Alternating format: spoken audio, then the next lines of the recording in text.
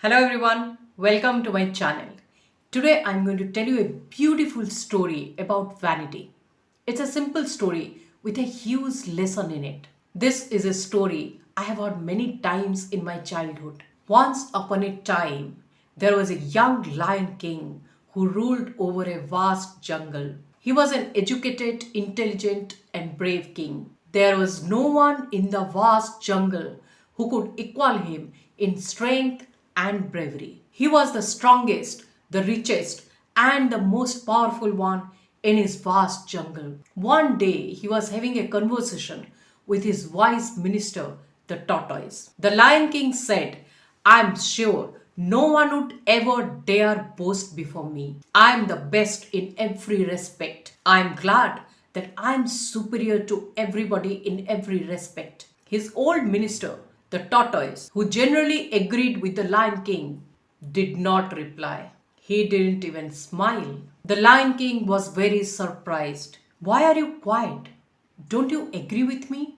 The king asked. The minister smiled and replied, My lord, to be honest, you can never be absolutely sure that no one will ever boast before you. Though it is a fact that you are superior to everyone in the jungle, it is quite possible that there are some who do not understand this. Everybody has his own ego. It is often seen that even a weakling considers himself the boldest of knights. You shouldn't be surprised if somebody, ignorant of your superiority, boasts before you someday. The best we can do is to ignore such a fellow. To take notice of the vanity of others is to lose one's own peace of mind, the wise minister said.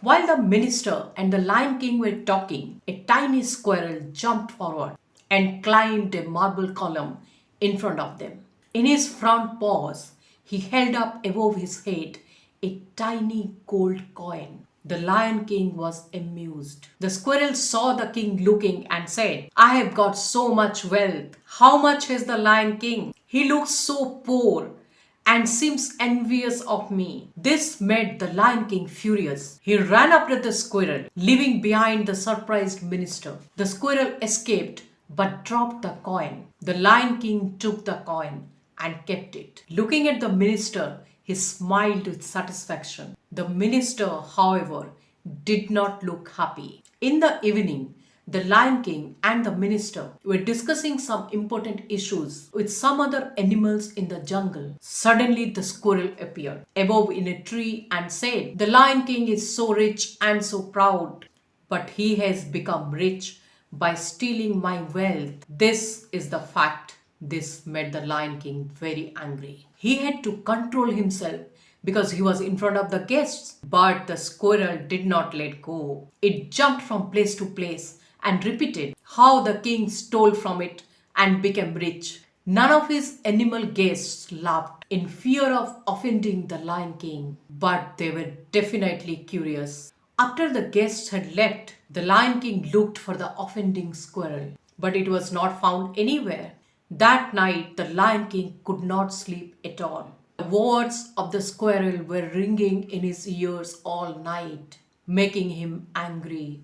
The next morning, the Lion King was busy in his court, hearing pleas from poor animals of the jungle and settling their disputes. The squirrel made another appearance. It said, How the Lion King dispenses justice to all. What about him? He is a thief who became rich by stealing from me. How about justice for me? The angry king immediately ordered his soldiers to capture the squirrel, but it again slipped away. The Lion King had to suppress his anger. Later, when the Lion King was busy in his customary routine of donating food to the poor, the squirrel appeared again. How the king donates to others while he himself became rich by robbing my wealth from me. The soldiers once again failed to capture the squirrel. In the evening, when the Lion King sat down for his dinner, the squirrel again made an appearance and repeated his insults. Look how the Lion King is about to eat his delicious food, all bought with my money that he stole from me. The Lion King gave up his dinner.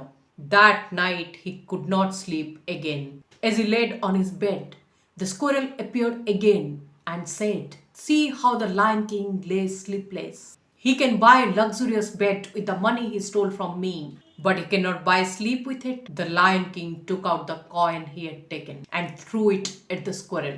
The squirrel picked it up and said, "Finally, victory is mine. The Lion King has surrendered and has given me back my wealth, as he is too scared of my strength." The Lion King roared and ran up to the squirrel, determined to kill it. But the squirrel jumped on a tree and disappeared in a flash, leaving the Lion King seething in anger.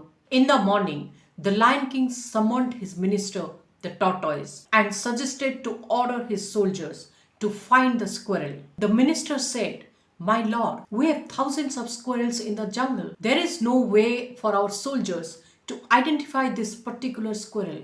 The king said, "Then order them to kill all the squirrels in the jungle."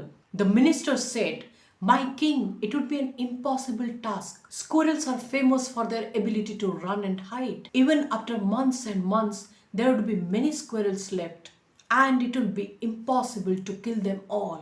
And think what it will do to your image as a just king of the jungle. How can you kill all the squirrel for the fault of one?" "Then what should I do?"